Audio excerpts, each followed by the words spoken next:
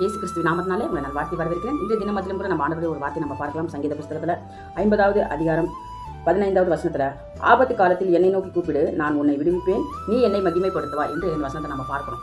அப்போ இந்த வசனத்தை நம்ம பார்க்கும்போது ஆண்டவர் சொல்கிறாரு, ஆபத்து நேரத்தில் நீ என்னை நோக்கி கூப்பிடு, நான் என்ன பண்ணுவேன், நான் உன்னை விடுவிப்பேன், நீ என்ன பண்ணணும், என்னை மகிமைப்படுத்தணும். நாங்கள் ஒரு டிமாண்டை வைக்கிறத நம்ம பார்க்குறோம்.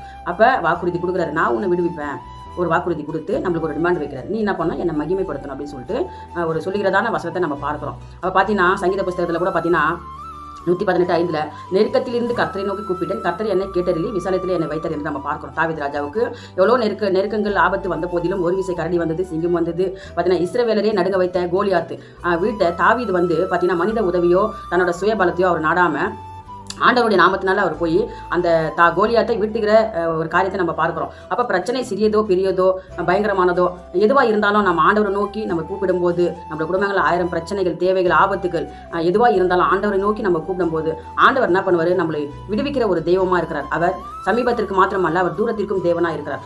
எசேக்கியா ராஜா பாருங்க, அவருக்கு மரணம் வரப்போது என்று தெரிந்து அவர் என்ன பண்ணுறாரு, ஆண்டவரை கூப்பிடும்போது அவருடைய ஆயுசு நாட்களே ஆண்டவர் என்ன பண்ணுறாரு, 15 வருடங்கள் அவர் கூட்டி கொடுத்த ஒரு தெய்வம், 15 வருடங்கள் அவர் கூட்டி கொடுத்த ஒரு தெய்வமாக இருக்கிறார். அப்போ தம்மை நோக்கி கூப்பிடுகிற யாவருக்கும், தம்மை உண்மையாக நோக்கி கூப்பிடுகிற யாவருக்கும் அவர் என்ன பண்ணுறாரு, உதவி செய்கிற ஒரு தெய்வமாக இருக்கிறார். அப்போ ஆண்டவரை நோக்கி நம்ம கூப்பிடும்போது ஆண்டவர் நிச்சயமாக நம்மளுடைய எல்லா அந்த துயரங்கள், கஷ்டங்கள், ஆபத்துகள் எல்லாவற்றிலும் நம்மை விடுவிக்க அவர் வல்லமை உள்ள தேவனாக இருக்கிறார். ஆண்டவர் நம்மளுக்கு ஆபத்து வரும்போது எந்த மனிதர்களையோ நம்மளுடைய பலத்தையோ நம்ம நாடாமல் ஆண்டவரை நோக்கி நம்ம கூப்பிடும்போது அவர் நிச்சயமாக நம்மளை விடுவிக்கிற ஒரு தெய்வமாக இருக்கிறார். அவருடைய நாமத்துக்கு மகிமை உண்டாவதாக. நம்ம இப்போ செபிக்கலாமா? ஏசப்பா நன்றி செலுத்துகிறோமப்பா.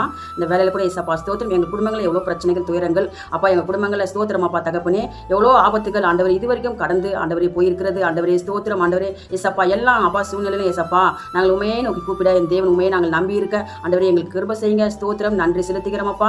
எல்லா சகோதரர்களையும் ஆசீர்வதிங்க, எல்லா குடும்பங்களையும் ஆசீர்வதிங்க, தேவையெல்லாம் சந்திக்கப்படட்டும் அப்பா தகப்பனே ஸ்தோத்திரம். எல்லா ஆபத்து, நாச, மோசங்களுக்கு என் தேவன் ஒவ்வொரு குடும்பங்களையும் பாதுகாத்து விளக்கும்படியாக நாங்கள் செபிக்கிறோம். அந்த வேலையில் ஆண்டவரே நன்றி செலுத்துகிறோம். ஆசீர்வதியும் பலப்படுத்தும். இயேசு கிறிஸ்துவின் நாமத்தினால் செபிக்கின்ற எங்கள் ஜீவனுள்ள நல்ல பிதாவே. ஆமென். ஆமென்.